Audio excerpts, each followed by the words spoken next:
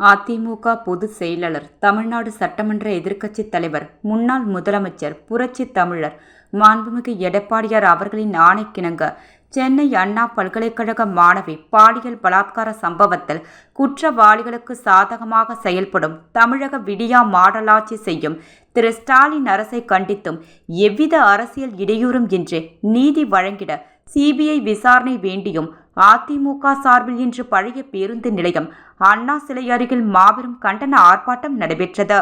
இந்த ஆர்ப்பாட்டத்தில் மாநில கழக செயலாளர் அன்பழகன் அவர்கள் தலைமையேற்று பேசியதாவது: 2021ஆம் ஆண்டு தமிழகத்தில் விடியா திமுக ஆட்சி அமைந்ததிலிருந்து அறிவித்த திட்டங்கள் செயல்படாதது, சட்ட ஒழுங்கு சீர்குலைவு, பாலியல் வன்முறைகள், சிறுமிகள் பலாத்காரம், போலி மதுபான விற்பனைகள், கள்ளவிஷ சாராய மரணங்கள், போதைப் பொருட்கள் விற்பனைகள் உள்ளிட்ட பல்வேறு சட்டவிரோத பிரச்சினைகள் தங்கு தடையின்றி தமிழக திமுகவினரால் தொடர்ந்து அரங்கேற்றப்படுகிறது. இதனால் தினம்தோறும் மக்கள் பயம் கலந்த பீதியுடன் வாழும் நிலைக்கு தள்ளப்படுகின்றனர். ஆட்சியில் உள்ள எந்த அரசாக இருந்தாலும் மக்களுக்கு பாதுகாப்பு அளிக்கும் விஷயத்தில் மக்களின் நம்பிக்கையை பெற்ற அரசாக இருக்க வேண்டும். ஆனால் தமிழகத்தில் திமுக ஆட்சியில் பெண்களுக்கு எவ்வித பாதுகாப்பும் இல்லை. பெண்களுக்கு பாதுகாப்பில்லா எந்த சமுதாயமும் முற்றிலும் அழிவு பாதைக்கு செல்லும். கன்னியாகுமரி மாவட்டத்தை சேர்ந்த அண்ணா பல்கலைக்கழகத்தில் 2ஆம் ஆண்டு கல்வி பயிலும் கல்லூரி மாணவி இரவு நேரத்தில் திமுகவை சேர்ந்த ரவுடி ஞானசேகரனால் சர்வ சாதாரணமாக மிரட்டி பாலியல் பலாத்காரம் செய்யப்பட்டுள்ளார். பாதிக்கப்பட்ட பெண் அளித்த புகாரின் மீது போலீசாரின் நடவடிக்கையில் குற்றவாளி திமுகவை சேர்ந்தவன் என காவல்துறையால் கண்டறியப்பட்டவுடன் குற்றவாளிக்கு ஆதரவான நிலைப்பாட்டை தமிழக காவல்துறை எடுத்தது வெட்கக்கேடான செயலாகும். பாதிக்கப்பட்ட நிகழ்வு சம்பந்தமான புகாரை எஃப்ஐஆரில் பதிவு செய்த போலீசார் அதை உச்ச நீதிமன்றத்தில் தீர்ப்புக்கு நேர்மாறாக வெளியிட்டு பாதிக்கப்பட்ட குடும்பத்தையே களங்கப்படுத்தி உள்ளனர். இது புகாரளித்த பெண்ணின் குடும்பத்தினருக்கு காவல்துறையால் விடுத்த எச்சரிக்கை நடவடிக்கையாகும். குற்றவாளி தமிழக முதலமைச்சர் திரு ஸ்டாலின் அவர்களின் புதல்வர், தமிழகத்தின் துணை முதலமைச்சர் திரு உதயநிதி ஸ்டாலினோடும் தமிழக சுகாதாரத்துறை அமைச்சர் திரு சுப்பிரமணியன் அவர்களோடும் நெருக்கமாக இருந்த புகைப்படங்கள் வெளியானவுடன் இந்த குற்றச்சாட்டிலிருந்து தப்பித்துக் கொள்ள திமுக பகிராத முயற்சிகளை ஏன் செய்கிறது என்று தெரியவில்லை. மேலும் பாலியல் வன்முறையின் போது தனது செல்போனில் இருந்து குற்றவாளி சார் முடித்துவிட்டேன் என பேசியுள்ளான். அவன் கூறிய அந்த சார் யார் என்று இதுவரை தெரியவில்லை.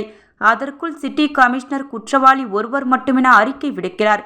எனவே தான் இவ்வழக்கை சிபிஐ விசாரணைக்கு உத்தரவிட்டால்தான் பாதிக்கப்பட்ட பெண்ணிற்கு உரிய நீதி கிடைக்கும் என நம் கழக பொதுச் செயலாளர் அறிவித்துள்ளார்.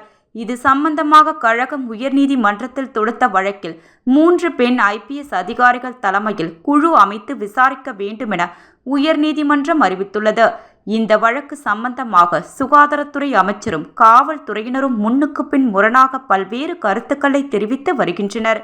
குற்ற சம்பவம் குறித்து அதிமுக உள்ளிட்ட சில அரசியல் கட்சிகள் அடுக்கடுக்கான புகார்களை திமுகவின் மீதும் ஆளும் அரசின் மீதும் தெரிவிக்கும் போது திமுக கட்சிக்கு தலைவராகவும் தமிழகத்தை ஆளும் அரசுக்கு முதலமைச்சராகவும் உள்ள திரு ஸ்டாலின் அவர்கள் இன்று வரை வாய் திறக்காமல் மௌனம் காப்பது ஏன்?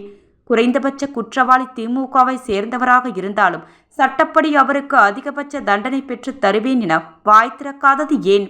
அதைவிட பாதிக்கப்பட்ட அந்த மாணவி சம்பந்தமான குடும்பத்தினருக்கு ஆறுதலாக முதலமைச்சர் என்ற அடிப்படையில் ஒரு வார்த்தை கூட பேச முன்வராதது ஏன்? தமிழக முதலமைச்சர் திரு ஸ்டாலின் அவர்கள் வாய் திறந்தால்தான் நாங்களும் வாய் திறப்போம். அவர் நடந்தால்தான் நாங்களும் நடப்போம்.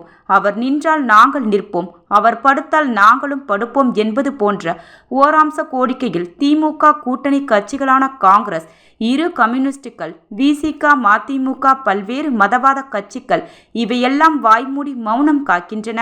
இதே தமிழகத்தில் திமுக இல்லாமல் அதிமுகவோ திமுக கூட்டணி தவிர்த்து வேறு கட்சி நபரோ தவறு செய்திருந்தால் இவர்களின் ஆட்டத்திற்கும் பாட்டத்திற்கும் அளவே இருந்திருக்காது. இதனை மக்கள் உணர்ந்து கொள்ள வேண்டும்.